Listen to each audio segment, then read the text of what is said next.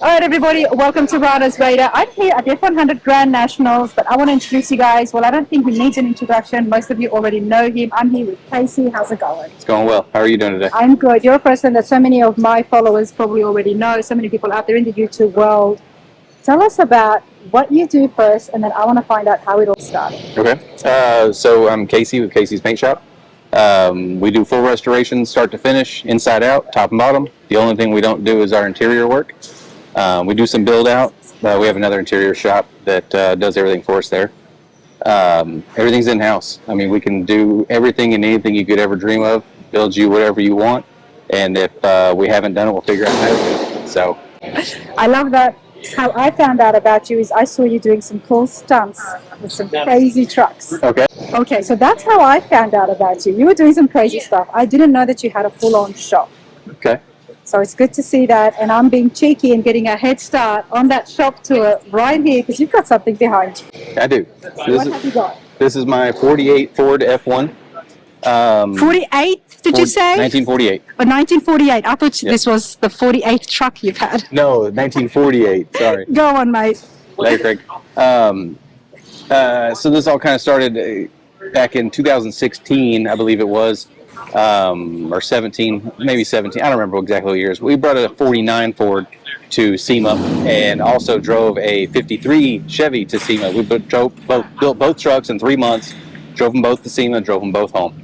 That was kind of our first attempt at all the... In 3 months you built the truck? 2 trucks. You built 2 trucks. That's why I'm stopping you, just so I can keep up, okay? Yeah. 2 trucks in 3 months. 2 trucks, 3 months, and then we drove them to SEMA and drove them back. That was kind of the first, I guess, attempt at our road tour stuff. So I really like the idea of everybody driving their trucks. I know some guys aren't going to drive them. You know, they build them more for pleasure or looking at, and that's fine. But me and my outlook on all this is I can't afford to put this much money into something and not enjoy it. So I build them to drive them. So when we go to SEMA, generally we drive them there and drive them home. Wow. And you're from Texas? Correct. That's a long way. Yeah, to Vegas from our shop, when we drive it, 1,200 miles. 1,200 miles. Yep. There was a lot happening here. Seeing this, I would have assumed it would be on a trailer, but you drive this, Casey. I drive the crap out of it. So it's got about 8,000 miles on it now. It's got a bunch of war wounds on the front. It's got a bunch of rock chips. Now I'm looking at a supercharger, but what is it sitting on top of? So this is a Gen 2 Coyote with a Gen 5 Whipple.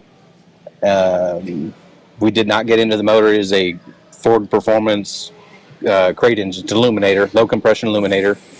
Got smaller of the pulleys that we have for it. It's probably making 800 horse right now. Nice. And it's got a T56 Magnum behind it, 6-speed. 6-speed. It's a Roadster shop, Revo chassis that we did a little modifications for. We cut and Z'd it, so to make it a little bit lower. Okay. But other than that, what is it? It's a matte. It's a very flat paint. Yes, what am I looking at? So the color is a 1956 Porsche 356 color. It's called Aquamarine Blue with a BASF matte clear over the top of it. This is beautiful. You know, I've mentioned this before as well. When we get modern day colors, when we get the European colors and put them on a classic, it just looks so brilliant. I can't explain it. And again, this has happened. Oh yeah. I walked past and I was like, I'm loving that. Like, what's happening? But this is beautiful, and I'm loving these as well, Casey. Yeah, all the trim on the truck was Cerakoted in a gray.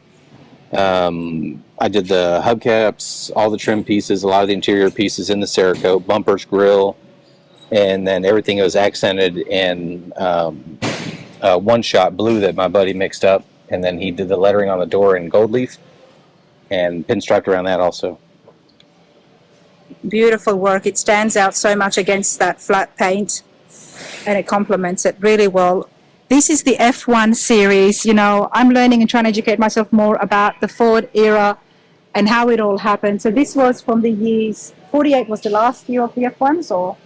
So this body style was 48 to 52. 48 to 52. Yep. 51 and 52 had what they call the shark tooth grill. Yes. So 48, 49, and 50 had this front end, and then 51, 52 had a different front end on it. Yeah. And then the 53 to 56, that's the most popular F100s that we know. Correct. But I always used to think of when I think of the word F100. Oh, yeah, for sure. But this is the first generation, I'm going to call it, the first series. Yeah, F1s. Last of the F1s, I guess. The last of the F1s. Yeah, That's right. I think they call them bonus build, I guess. Bonus build. Yeah, I don't know the whole background on that, but Where does your love for the F1s come from? I just like the fat fender trucks. I like the small cabs. I like feeling very confined whenever I'm in something like a cockpit almost. So That's an unusual thing for someone to say, just so you know. But yeah, go most on, everybody wants to mate. be all spread Yes. out. So I like being a little tighter. On the inside, we made the seat. I kept all the metal doors. I didn't paint anything on it. The Love steering it. wheel I had made, the gauges we had made. Oh, I'm loving the steering wheel. You've done it well. It just really pops, doesn't it? Yeah, Casey's paint shop right there. And where are the gauges from? Dakota Digital made them for us. They make the gauges. They just don't make them in that layout. They had them put our logo in the middle of it. That's The pretty steering cool. wheel came from a guy named Steering Wheel Chris on Instagram. Okay. He built that for me and came up with the color and everything to match what we were doing with the rest of the truck. Steering wheel Chris. Yep. I'm going to have to look him up, but I'm loving the interiors. Do you do interiors at your shop? No, we do everything but interior. Okay. Now, this is on bags. That's why it's been so low. Nope, it's on coilovers. It's on coilovers. This is where it So what is rides. the ride height? That's it. This is the ride height. Mm-hmm. Okay, I'm going to come down here just so you guys can see. And you drive this, Casey. Everywhere. Man, you got guts. I'll say guts. It's YouTube. It's This is nuts. if you can feel the bottom of everything. It's drug its fair share of paint off of it, so it gets driven. There's paint missing off all the rockers and the back of the fenders and everything else. And Why didn't you bag it? I don't like bags. Not my thing. Okay.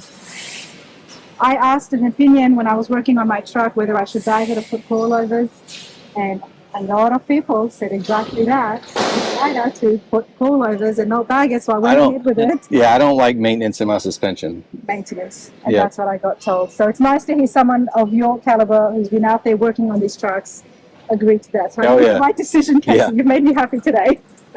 Now this truck gets driven. This truck is out there on the road, and nothing tells us more than seeing the specs and the fact that this is worn out. Like that's what it shows, right? Yeah, when we built the truck, so it's got 1/8" plate on the sidewalls, and it's got 3/16 plate on the floor. So we use it to haul anything we want to. But you still look after it really well. And now that over there, everybody, is Luke, which is Casey's son, and that's his truck.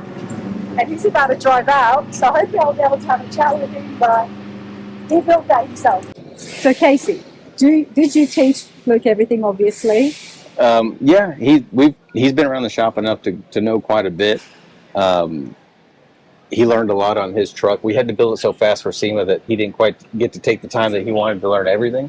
Mm-hmm. But he built a lot on that truck, helped a lot, and was able to really get a lot of knowledge on how things go. And he's been around this his whole life, you know. Exactly. I think he learned a lot just by being around. Even if he doesn't work on them all the time, he knows a lot about cars.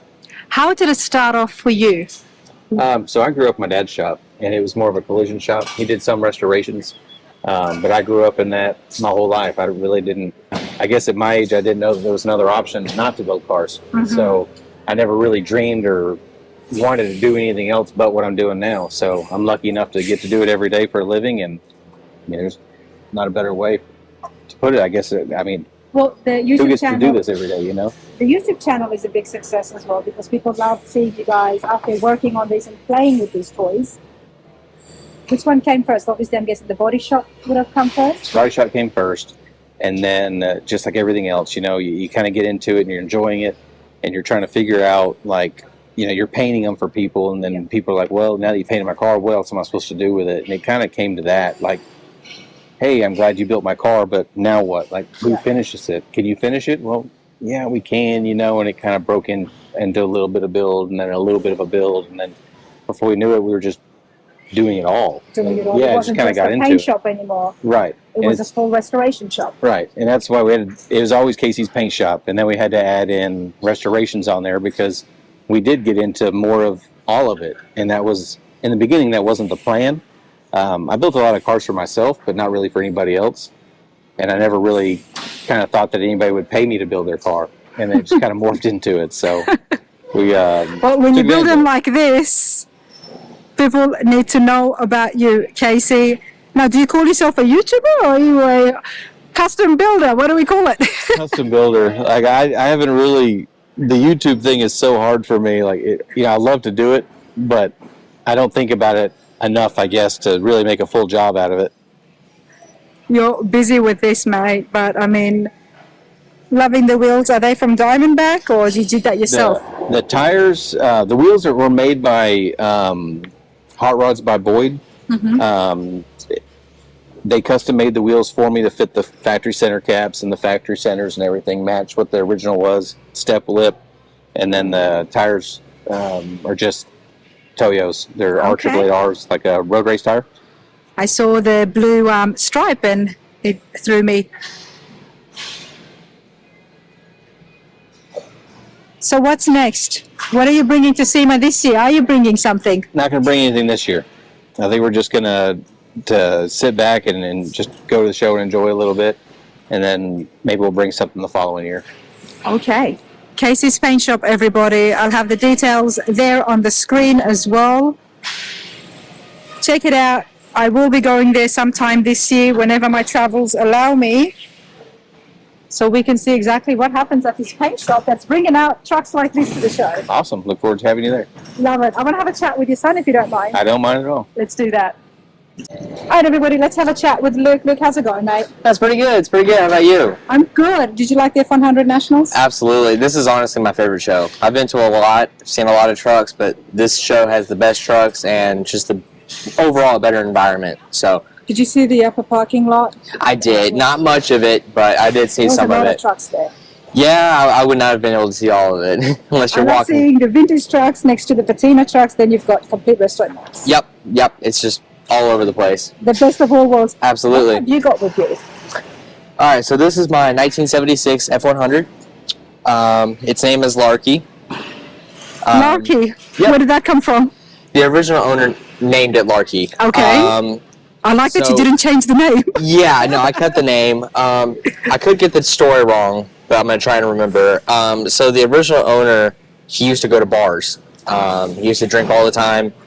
And one night he goes to the bar, and the bartender is like, hey, you got all these tabs from the previous night, so you have to pay it.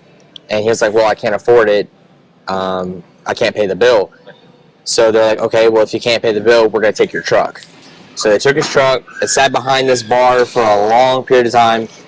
And then I don't know when they found it, but Aaron Kaufman, and I don't know if it's his grandson. I don't know if it was the grandson of the original owner or the nephew. I don't know. But Aaron Kaufman and whoever, the nephew or whatever, found the truck at an auction. And he was like, oh my gosh, that's my grandpa or uncle's truck. Like, Wow. I need to have it. So Aaron Kaufman bought it, and he was going to build a race car out of it. Ended up changing his mind, sold it to my dad. My dad bought it, and then he was going to make it into like I don't know if you've ever seen it, Kim Block's truck. No, I haven't. What does You it look haven't? like? Maybe I'm not. I think it's like carbon fiber. It's like a carbon fiber drift truck. Oh, yes. Yeah, he was going to make it The like... one Shelby Rd did? Yeah, I The believe so. C10 carbon fiber recently? No, it was the F100. It was like Oh, this the body F100. style. Yeah. Okay. But anyways, he has a truck too, and he was going to make it like that. But then I ended up coming here 2 years ago, and I wanted the truck, so I ended up getting it. So that's I kind of love the backstory behind this, everybody. I just came to find out exactly how much work Luke has done here on it. Yep. But you're on Runners Red and we're all about the stories behind the trucks, and it doesn't get better than that. No, it's pretty interesting. Yeah, and like I said, I could have got that a little bit wrong, but it was something along those lines. Oh, I love it. Okay, mate. So when you got it, how bad was the condition, and then what did you start doing? To be honest with you, it kind of looked like this for the most part. It had 2015 Mustang wheels on the front, and it was all rusted out like it looks right now. It pretty much looks the exact same, just cleaner. So the reason I ask is because the patina look is so popular, and then we can see that you've got some nice stuff happening under the carriage. Yep. Did you do anything changes-wise with the transmission and engine? Yes. Here, I'll show you. That's it. This is why I like the patinas, because you never know what's happening until that hood gets open. Yep. There we go. All right, talk to me, mate. All right, so I'm gonna be honest with you. I don't know like little specifics, but I know the basics. I'm still learning about the stuff. It's a 5.0 Coyote with a Gen 1 Whipple. Well done. Yep. Custom intake. It's got Fat Fender's ECU mount. We got Wizard cooling radiator, and then we also got Willwood brakes as well. I don't know how much power it makes. I haven't got it on the dyno, but probably over 700. It would be with the supercharger on that Coyote motor. Yep. This is beautiful, everybody. This is one of the best things about the patina trucks is when they look like this and they can drive that well. Yep. This is pretty cool. Yeah, my favorite. This is my style. I love patina trucks, especially like when the underneath is all painted. Yeah. You know what I mean? Not only that, the interiors look pretty comfy. It's very comfortable. Let's have a look. We got LMC door panels. We also got the LMC dashboard as well. The seat, it was, I think they're in Fort Worth. I could be wrong. It's either in Fort Worth or Dallas. They're called PG. It's so nice and wide. Yeah. Can I say that? Like, I mean, I've seen so many benches, but this one just looks a lot more wider. Yeah, it's a little bit wider. Yeah, this is the original seat. It's just covered with. Nice. We just took out the springs and everything, and I think we put cardboard and they put memory foam on top of it. I love what you've done here. Yes, yeah. So when I was trying to figure out which one I wanted, because you either can get that one, the wood grain or whatever, or the black. But I thought that one looked a little bit cooler, so I went with that. 100%, because then it just goes with the steering wheel, doesn't it? Absolutely, yeah. So got Reston Wide AC, and then we got custom auto sound radio. Got nice wheels, a killer engine in there. Yep, they're Butnicks, Butnick 20s. I believe the rears are 275s and the fronts are 245s. So they make plenty of grip. So Luke, what is the plans for you? Are you in school? What do you do now? How old are you, by the way? I'm 17. You're 17. That is awesome. So you must be in school? I do online school. Online school. And Yes, ma'am. where do you see yourself? Is it working and making cars and trucks? What do you like the most out of all of this? Do you like working on the body or the engine, the wiring? Definitely not the body. I did. I mean, That's why you like the patinas. Yes, I did.